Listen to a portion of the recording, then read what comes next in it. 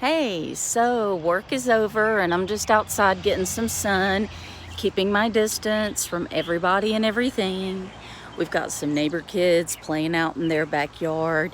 Nobody's in ours, so I'm perfectly legal. Nobody lose your mind over me.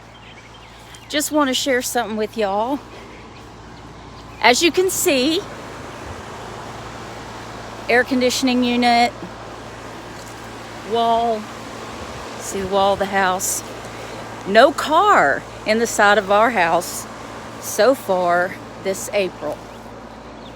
For those of y'all that don't know, April Fool's Day of 2019, Jeff and I were awakened with an explosion and the house felt like it just rocked and had no idea what was going on. It was almost 5 o'clock in the morning.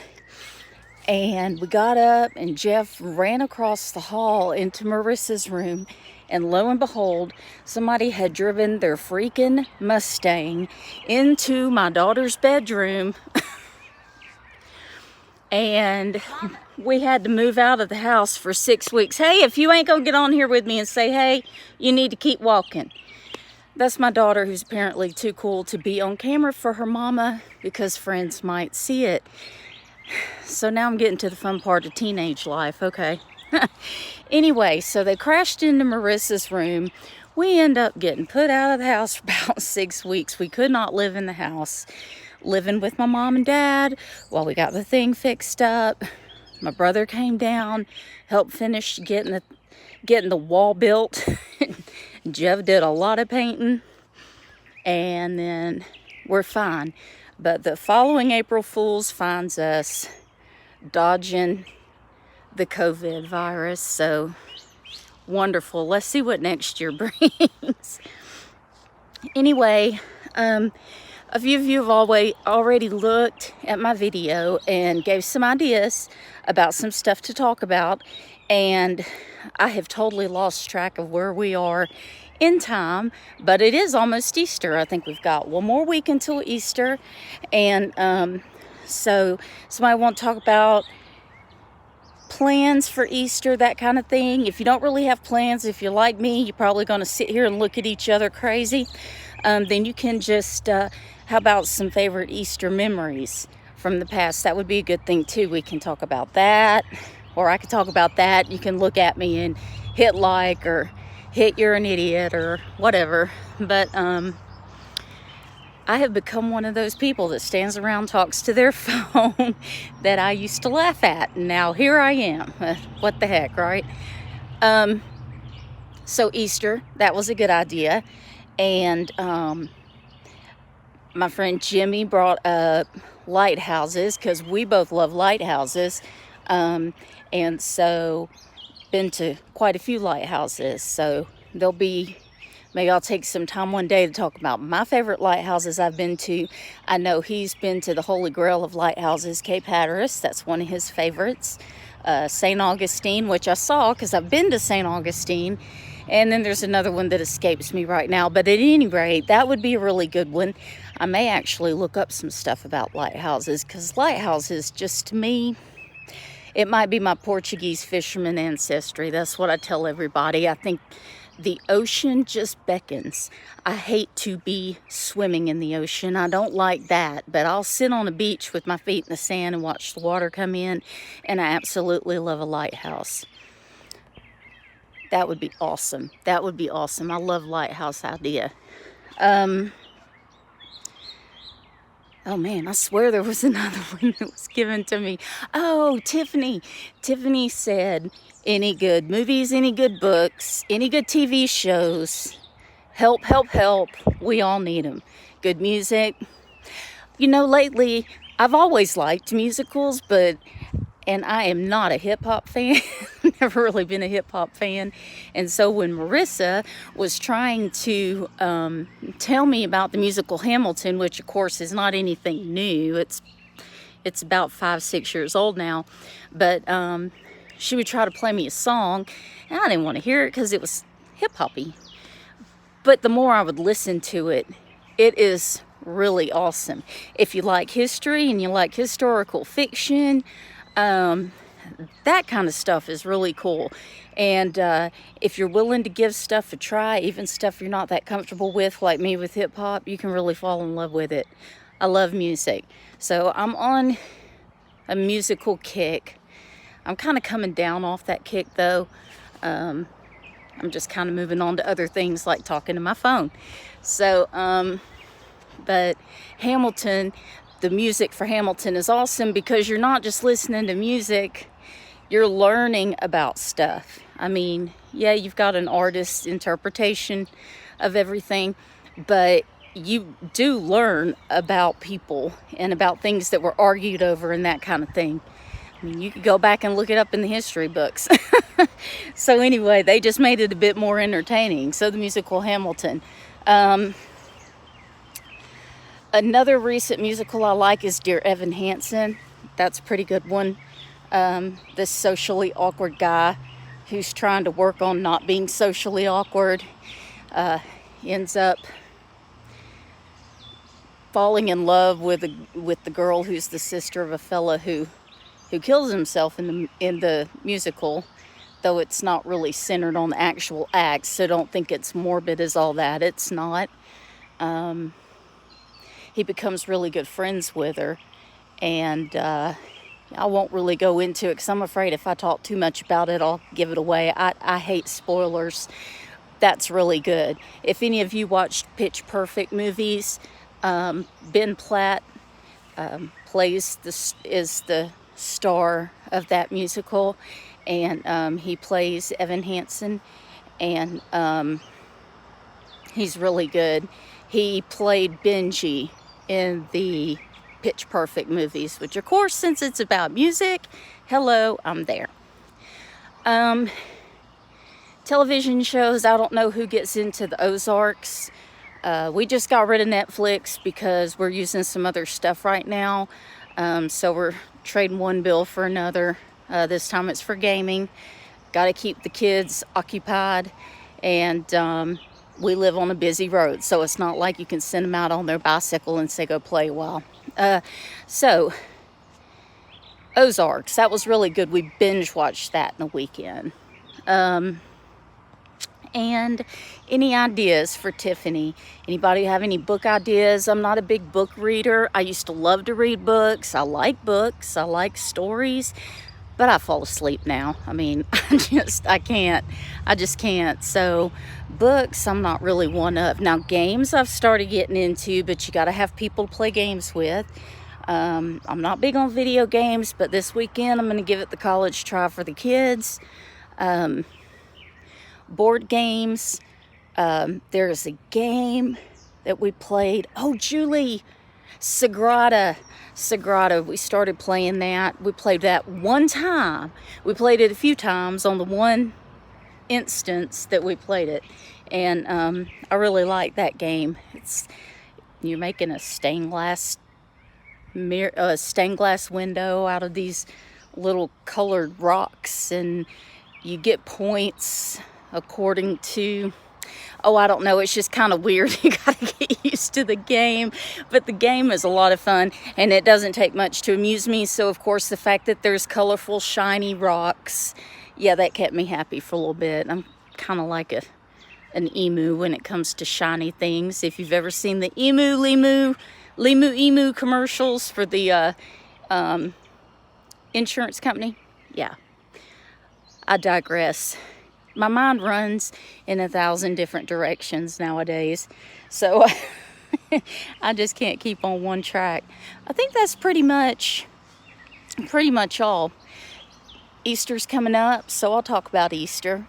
Y'all drop me a text, inbox me, Facebook me, put it on here. I don't care. Let me know one of your favorite Easter memories, or if you have anything that you plan to do this Easter, to think outside of the box for Easter plans, because somebody else may want to try something like that. And we've not had to use our imaginations since we were in elementary school. Really, people my age hadn't had to. Everything's just been kind of thrown at us, and it's hard to get that imagination back, but now's the time to get imaginative, right? And let's see. Well, I'll talk about that before Easter comes, in case there's any ideas somebody might want to try. And I don't know, we'll just go from there.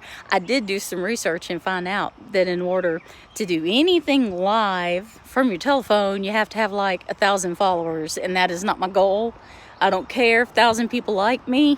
It's hard enough for me to just worry about the people who mean the most, to keep them happy with me. So I don't know if I'll ever get to go on live with my phone, and I don't know if I'm gonna sit still at a table and do it from a computer. I mean, come on, really? I don't know if I can do that. So I may just do this, post them, and do it that way. But at least I feel like I'm talking to somebody, even if it's just myself, because I'm looking in the camera. I see me. I'm talking to me. Hi, me. Boy, you look good in that blue.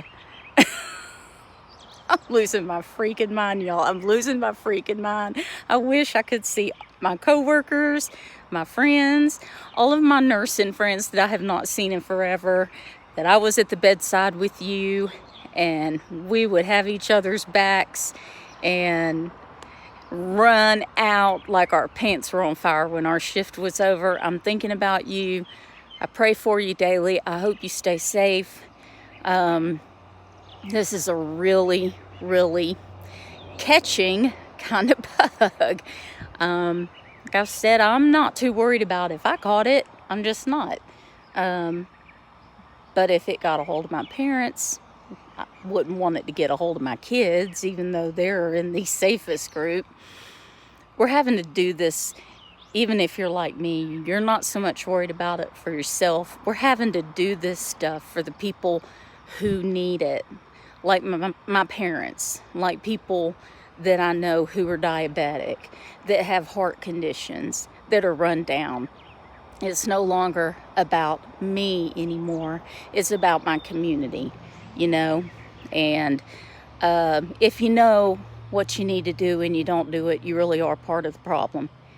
In the whole big scheme of things, it's not a big deal. Do stuff you've never done before.